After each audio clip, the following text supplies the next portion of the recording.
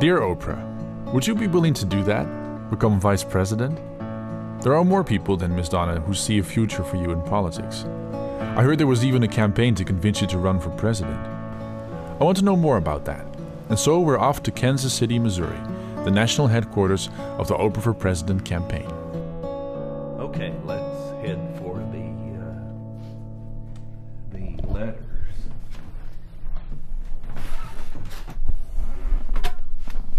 Here are the copies of the letters asking Oprah to run for president.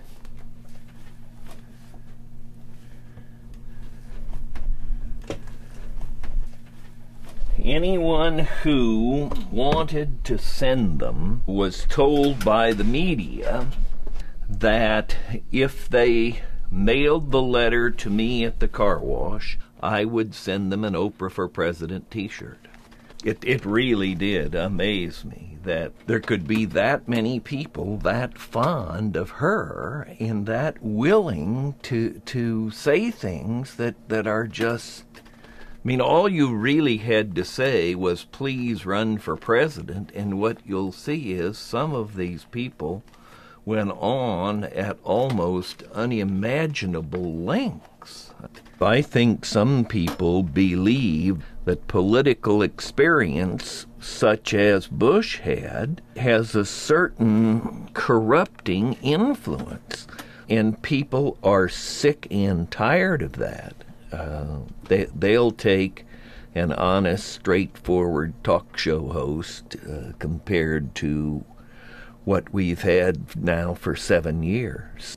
You'll see they come from all across the country. Here's Matt Carter out of Woodbury, New Jersey, and... So how does someone from New Jersey know about this campaign? Well, he no doubt heard or saw me on any one of these national TV shows. The Today Show, Good Morning America, Jimmy Kimmel Live, CNN, MSNBC. What did they ask you? Some ask, are you serious or is this a joke? And a few, a tiny fraction, were just openly hostile and asked questions like, well, don't you think she's fat? Could I see some of your television appearances? Sure. Yeah?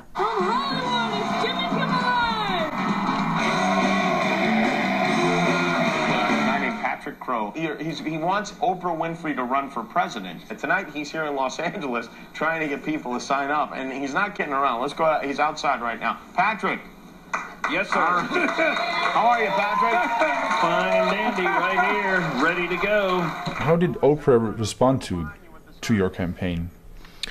Well, she had said almost nothing, and then I get a letter from this attorney, Jerry Glover, and it has paragraph after paragraph of the things that I must do no more and stop doing, until Oprah's appearance on Larry King Live. Any comment on this movement to make you president? Is there a movement? This guy's got a movement. I don't know if that's a movement or not. He's got a website. You know what I would say to him? I would say, take your energy and put it in Barack Obama. That's what I would say. Is that your favorite guy? That would be my favorite guy. So I'm going to call that. I tried to call this guy, Mr. Man, the other day. Mr. Crow the other day in Kansas City, because my attorneys had sent him a letter, and they should not have sent that letter. You know he can do it. But you know how attorneys are. They just love. Did she keep that promise of calling you? She did. The phone rings, I pick it up, and this is Oprah Winfrey. May I speak with Patrick Crow?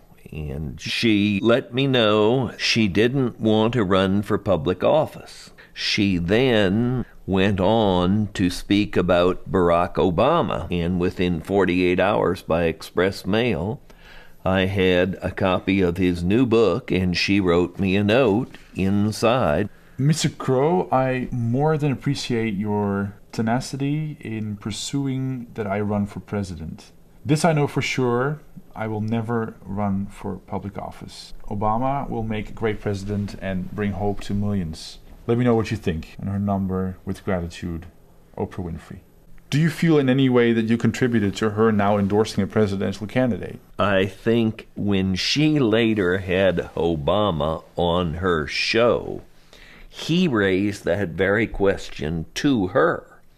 He said, well, on Larry King Live, you endorsed me, but that's just because you wanted to get the focus shifted off of you. And she said something like, well, yeah, maybe that's true.